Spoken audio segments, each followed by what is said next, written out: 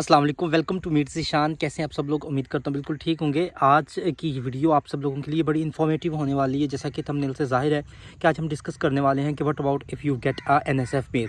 इस NSF mail का क्या मतलब है? बेसिकली एनएसएफ मेल का मतलब है कि अगर आपको जब आप अपनी बायोमेट्रिक करवाने के लिए जाते हैं, एक डिस्पैच मेल आती है कि आपकी जो वीज़ा है या आपका जो पासपोर्ट है वो डिस्पैच कर दिया गया है यूकेवीआई को। तो उसके बाद आपको एक मेल रिसीव होता है जिस पर लिखा जाता है कि your case is not straight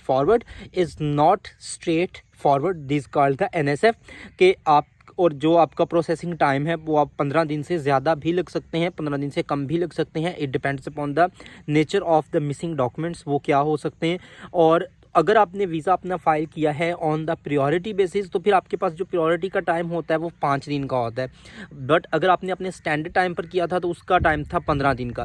अगर आपको एनएसएफ मेल आ गया है तो इट मीन्स अब आपका जो केस है वो स्ट्रेट फॉरवर्ड नहीं है, वो नॉट स्ट्रेट फॉरवर्ड है। और जो वर्किंग डेज़ यूकेवीआई ने डिस्कस किए हैं, बोला हुआ है कि 15 है और 5 है, उनके अंदर अब आपका डिसीजन नहीं आ सकता। So it can take more than the 15 days और मोर देन द 5 डेज़। तो अब इसके डिफरेंट सिनेरियोज़ क्या हैं, हम उनको डिस्कस करेंगे।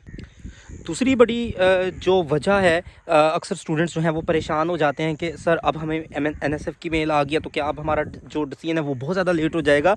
तो ऐसा भी नहीं है। सबसे पहले तो देखने की बात यह है कि जो आपने अपने डॉक्यूमेंट्स अपलोड किए हैं उन डॉक्यूमेंट्स के अंदर क्या कोई डॉक्यूमेंट्स मिसिंग तो नहीं है या कोई डॉक्यूमेंट्स ब्लर तो नहीं है। समटाइम्स स्टूडेंट्स जो हैं वो अपना टीबी टेस्ट अपलोड करते हैं तो वो किसी लो स्कैनर से जो है वो उसको स्कैन करवा रहे होते हैं, तो वो उसकी वजह से उन लोगों को जो है वो एनएसएफ की मेल आ जाती है कि अब जो है जो आपने जो डॉक्यूमेंट्स अपलोड किए थे उन डॉक्यूमेंट्स के अंदर कोई प्रॉब्लम है, ब्लर हैं, तो आप भी अपना टीबी टेस्ट, मेडिकल टेस्ट दोबारा अपलोड करें।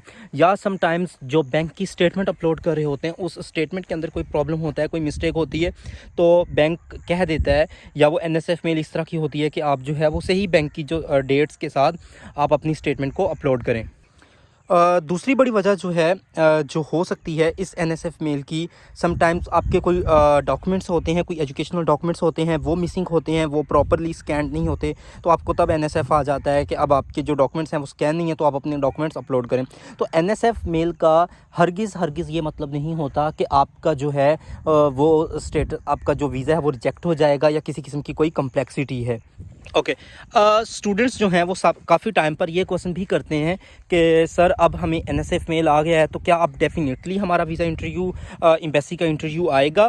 तो ये एक मेरी बात आप अच्छे से ध्यान से सुन लें कि एनएसएफ का मतलब कभी भी ये नहीं होता कि अब जो आपका एम्बेसी इंटरव्यू है वो कंपलसरी है। बट देयर आर चांसेस कि अगर आपको एनएसएफ आता है तो एम्बेसी जो है वो आपका इंटरव्यू रख सकती है, वो एम्बेसी आपका इंटरव्यू कंडक्ट कर सकती है। तो आपको अगर एनएसएफ की मेल आती है तो आपने उसी टाइम पर अपनी प्रिपरेशन जो है वो स्टार्ट कर देनी है एम्बेसी इंटरव्यू के लिए। ऐसा भी है कि एनएसएफ आने के बाद भी हमारे काफ़ी सारे ऐसे स्टूडेंट्स हैं जिनका एम्बेसी इंटरव्यू बिल्कुल नहीं हुआ, एम्बेसी ने उन्हें क्लियर किया और एनएसएफ, इवन तो बच्चों को 2 दफ़ा एनएसएफ आया लेकिन उनका डिसीजन जो है वो वेरी नेक्स्ट डे आ गया। तो समटाइम्स यूकेवीआई जो है वो अपने प्रोसेस को जब वो देख रहा होता है कि number of the students exceed कर रहे हैं तो वो फ़ौरन से क्या करता है कि एनएसएफ की मेल भेज देता है ताकि एक जो लोड है उनके ऊपर वो थोड़ा सा कम हो जाए और वो वर्किंग डे से थोड़ा से ज़्यादा टाइम ले लें। अब जब आप लोग कोशिश किया करें कि जब आप लोग अपने डॉक्यूमेंट्स अपलोड करते हैं या अपने डॉक्यूमेंट्स अपलोड करवाते हैं अपने कंसल्टेंट से बोल के, तो आप अपने कंसल्टेंट से ये बोला करें कि वो अच्छे से सारे डॉक्यूमेंट्स अपलोड करें। कोई ब्लर्ड या स्कैन जो मशीन्स हैं उनसे अच्छे डॉक्यूमेंट्स अच्छे तरीके से स्कैन करके अपने डॉक्यूमेंट्स अपलोड करने हैं, कोई प्रॉपर तरीके से वो डॉक्यूमेंट्स अपलोड हों। क्योंकि जब आपका वीज़ा ऑफिसर आपके डॉक्यूमेंट्स को चेक कर रहा होता है तो समटाइम्स वहाँ पर कोई ना कोई प्रॉब्लम आ जाता है। समटाइम्स जो हैं वो बच्चे ये पूछ रहे होते हैं कि सर हमें बायो करवाए हुए को 5 दिन गुजर गए हैं, 6 दिन गुजर गए हैं, तो हमें अभी तक एनएसएफ की मेल नहीं आई, तो क्या चांसेस हैं कि जो एनएसएफ का मेल है अब हमें आ सकता है? तो इसके बारे में हम कोई ख़ास किस्म का टाइम टेबल डिसाइड नहीं कर पाते। ये एक ऐसा बम है जो कि आपके सर पर किसी भी टाइम पे फूट सकता है, लाइक दैट कि ये आपको बायो के 2 दिन भी आ सकता है, 4 दिन के बाद भी आ सकता है, 5 दिन के बाद भी आ सकता है और इवन तो स्टूडेंट्स को 15-15 दिनों के बाद या 20वें दिन भी NSF आया है।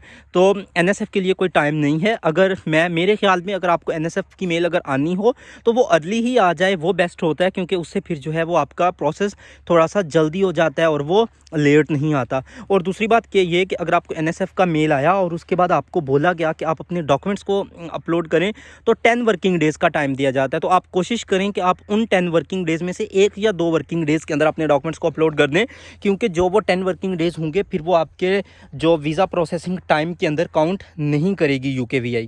सो टू कंक्लूड हम कह सकते हैं कि अगर कभी भी आपको NSF का मेल आ जाए तो आप सबसे पहले तो ये देखें कि आपके डॉक्यूमेंट्स अच्छे से अपलोड हैं। फिर आप थोड़ा सा वेट करें कि आपको एक एडिशनल डॉक्यूमेंट्स की मेल आएगी, उस मेल का आपने जवाब दे देना है, फ़ौरन से डॉक्यूमेंट्स अपलोड कर देने हैं। और दूसरा, अगर आपको लग रहा है कि आपका कुछ गैप में कुछ ज़्यादा है या आपका कोई एम्बेसी किसी कंट्री का कोई रिफ्यूज़ल है तो आप फ़ौरन से अपनी UKVI का इंटरव्यू या आपकी यूनिवर्सिटी पर भी डिपेंड करता है, तो आप जो है वो अपनी प्रिपरेशन फ़ौरन से स्टार्ट कर दें एम्बेसी इंटरव्यू के हवाले से। और एम्बेसी इंटरव्यू के हवाले से हमारे चैनल पर वीडियोस मौजूद हैं, आप वो वीडियोस देख सकते हैं और आप कमेंट सेक्शन के अंदर हमसे क्वेश्चंस भी कर सकते हैं। हम आपके क्वेश्चंस का प्रॉपर और अच्छे से जवाब देंगे। हमारे इस चैनल को सब्सक्राइब भी कीजिएगा और बेल आइकन को प्रेस भी कर लीजिएगा, क्योंकि हमारा जो हम अपने एनालिटिक्स में देख रहे होते हैं तो मोस्टली जो स्टूडेंट्स हैं वो इंडिया, पाकिस्तान और बांग्लादेश से हैं। तो सब लोगों से मेरी रिक्वेस्ट है कि अगर आप चाहते हैं कि हम मज़ीद इन्फॉर्मेटिव जो कंटेंट है वो अपलोड करते रहें तो हमें आप लोगों की सपोर्ट की ज़रूरत है। So kindly do subscribe our channel. Welcome to meet Zeeshan UK।